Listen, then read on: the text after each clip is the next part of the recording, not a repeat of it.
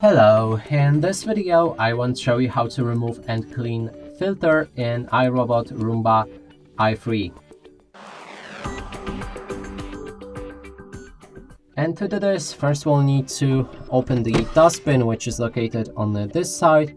Click on the button right here.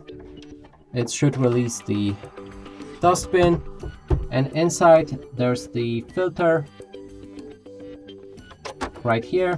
And if you want to clean it, I would recommend to use something like other vacuum cleaner, not the robot itself, and try not to damage the filter itself. And it also says that we can't use the water to clean it, so that means you need to resort to something else. And that's it for this video. Hope you like it. Please consider subscribing to our channel, leave a like and a comment below.